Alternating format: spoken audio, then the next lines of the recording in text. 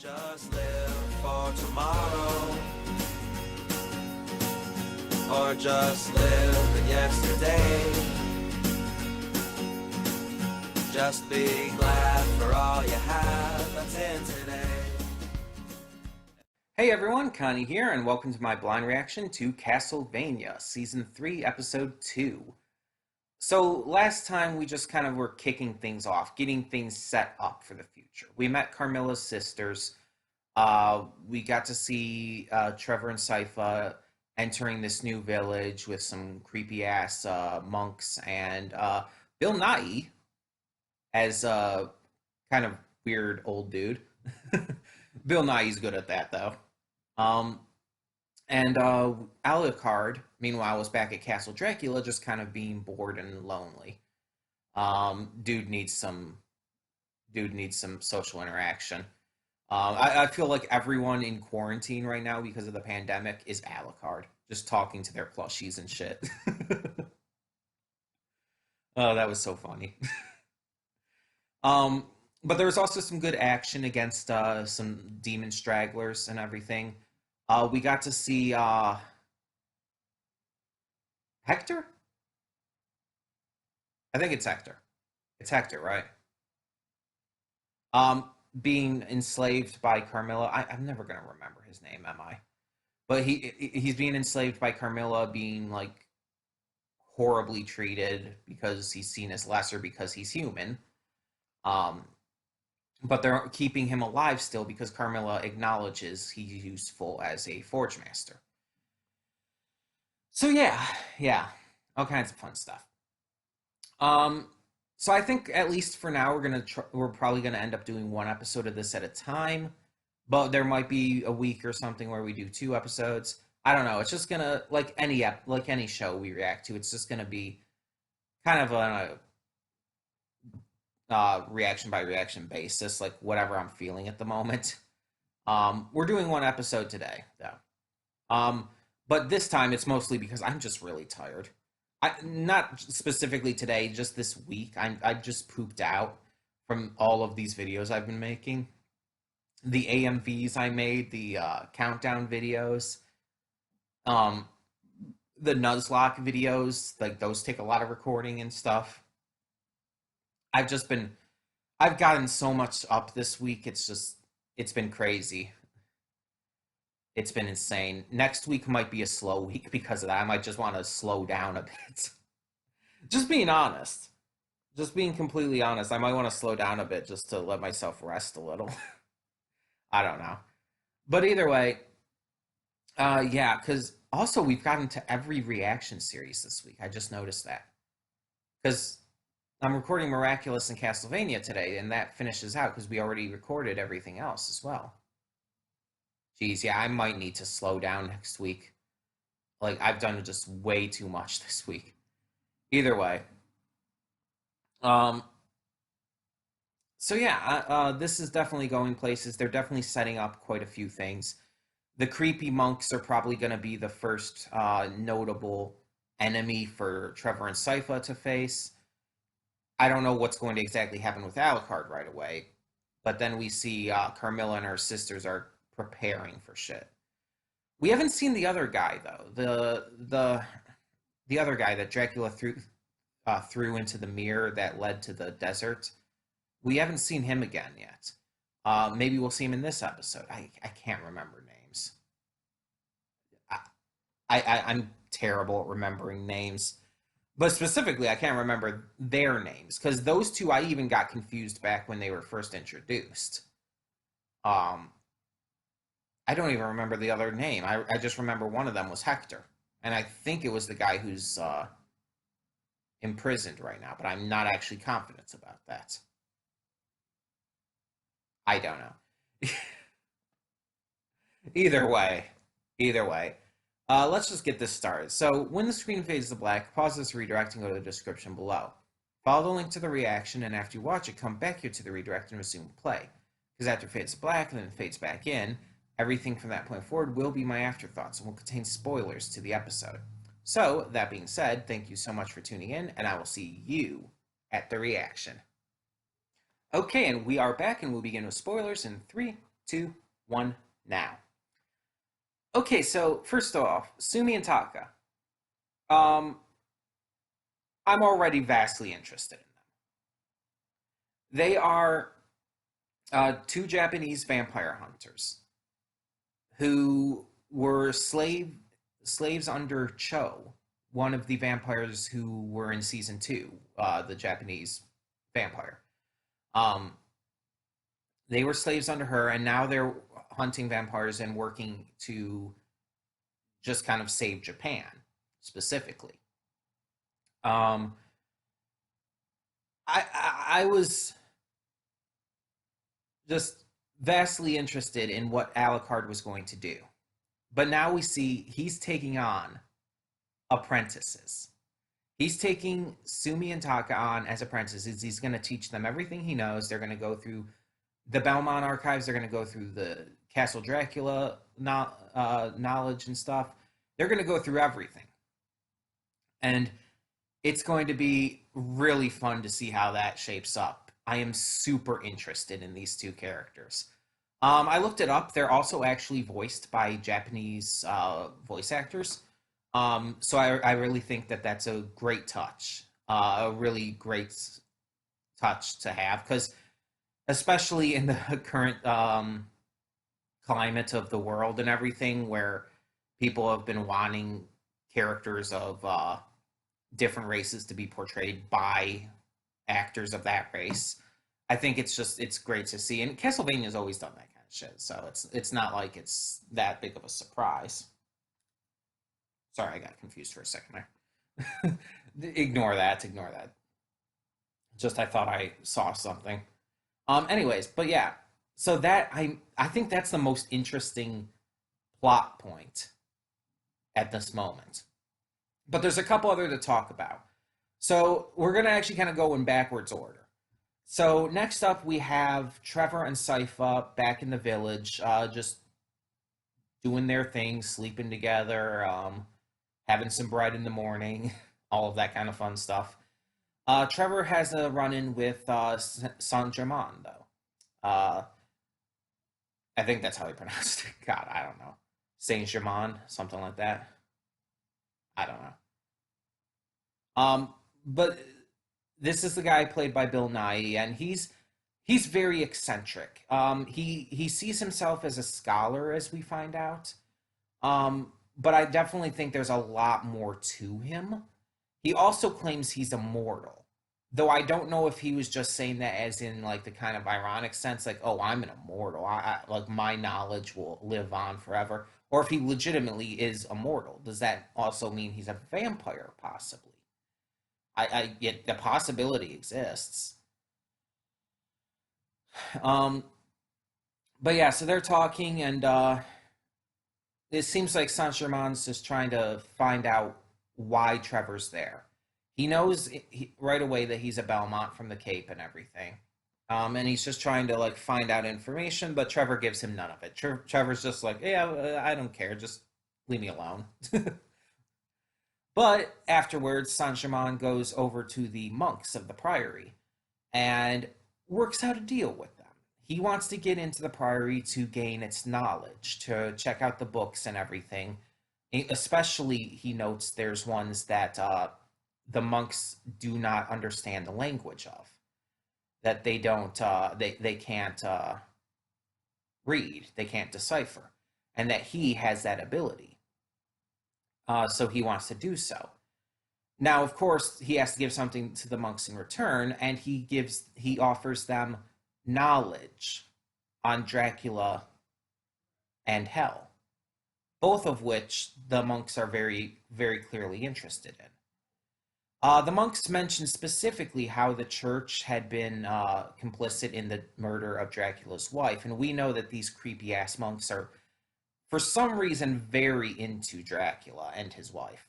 They seem very, very, very invested in that kind of shit. So yeah, they take the deal. They seem a little distrusting of Saint Germain, like they're not fully on his side or anything, but they're agreeing to give him some limited access to the priory. Although refuse to explain what that actually means to him when he asks. So yeah, I'm very interested in this plot point too, because it's like, what is Saint Germain's deal? What is his real goal here? I don't think we know what his real goal. I think he's keeping that hidden. Um, what is his real goal? Is he good or bad?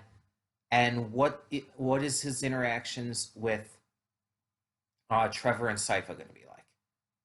Meanwhile, there's also Carmilla. So Carmilla and her sisters are at their castle just plotting things out. They're planning on creating this corridor of land between them and Brayla in order to use as like a basically a human farm. They want to use it to farm humans in order to continuously and permanently feed. Um, because going in the opposite direction, they say they basically can't do because the armies of those neighboring countries are too strong. Which is interesting that they're even acknowledging that they have no chance doing that. So instead, they're going to do this corridor, and even the one, even the I don't know the sisters' names, but even the one who's the most wary of it admits it's a good plan, but it's crazy. It's going to be extremely hard, if not impossible, to actually pull off. But Carmilla keeps focusing on Hector. She's like, we have a Forge Master. He can create us armies. But everyone else is pointing out, like, yeah, but you kind of tortured him and dragged him along on a rope for 800 miles or whatever it was. You think he's going to really listen to you? If he created an army, he'd probably turn it against us. And it's like, these are very valid concerns. Because let's be honest, as they pointed out, the night creatures brought up by a Forge Master are loyal, first and foremost, to the Forge Master. So, he could create an army, yes, but then he could just turn them on the vampires, on the sisters. So it's like, seriously, it would kind of be counterproductive. And even if and that's even assuming he would do it, he might not even agree to do it in the first place, and might instead just refuse and like accept death. He very well could. But the, I presume, youngest of the sisters is, she says she has a plan. She wants to talk to Hector. She wants to try and get him to cooperate, it seems. And Carmilla makes this little joke about, like, oh, this isn't going to be like when you found the spider with the one broken leg and searched around for something small enough to use as a splint. And it's like, that was actually hilarious. And the way she, like, was afterwards was like, no, all, like, defiantly, was adorable as fuck. Like, when I first saw her design, I thought she was going to be the cutesy type of character. But since we met her in the first episode, and even most of the time in the second episode, she was very much serious. She was like what you'd expect for someone working with Carmilla. But then just that one moment at the end shows she does have a cutesy side to her. She does have that kind of like, I don't know how to put it. She just has a very, not gentle, but kind of, I don't know how to put it. You know what I mean, though. She just has that cutesy side to her that's just like really fun and interesting and kind of offsets them. Like, they all seem to have their personalities. Like, Carmilla being kind of the bloodthirsty leader who has like this just intense hatred of humanity. You have the one who, the cutesy one listed as the fighter, who seems to be more practical and more about strategy and everything. The one who is definitely more the scholar of the group, the smart one, the one who thinks about things. And of course, now we have the cutesy one who I guess is going to be able to be a good communicator, maybe. Maybe that's her specialty. Because she was making a point of listing out everyone else's specialties and was just saying like, oh, let me talk to Hector. And it's like, is her specialty's got to be interpersonal communication or something like that. Like, you know what I mean? She's got to have like good people skills and be able to coerce people into things, maybe. That's my guess. That's kind of her specialty. So that's going to be fun to see how that goes along. But then, of course, we have Isaac, who I was asking about prior to the episode. I'm glad we got that information now. So Isaac has been wandering around building an army of night creatures to follow him around. He's looking for the mirror, a mirror that has the same properties as Dracula's and can presumably teleport him to where he wants to go, which at this point we find out is actually Hector, not Dracula. I would assume he doesn't know that Dracula's dead, but I think he actually does know. Even if he doesn't know for sure, I think he just kind of assumes based on what was going on. So he was trying to find Hector, and he finds this guy who sold his mirror but has a different mirror that will work just as well. He uses the mirror and is able to find where Hector's at, is able to get all the big information he needs, which is great, which is exactly, again, what he needs. But since he didn't have the mirror that would be able to basically teleport him there, he has to take a boat.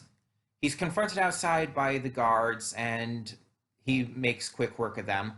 Though he does admittedly try to handle things in a nicer way at first. He even admits, it's like, I tried to do this nice, but you guys just wanted to be assholes. Yeah, and so he goes down to the docks and meets the captain. The captain is hilarious.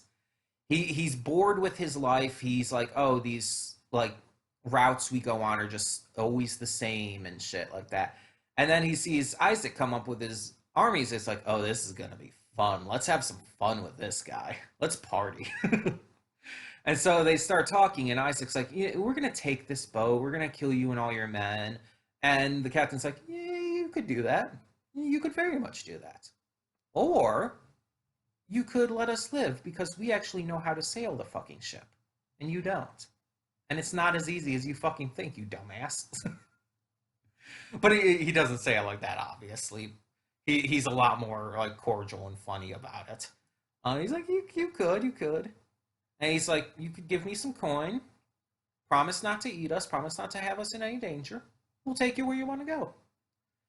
And Isaac, I think, is just amused by him. I think he's actually amused by his moxie and the dude has balls of steel.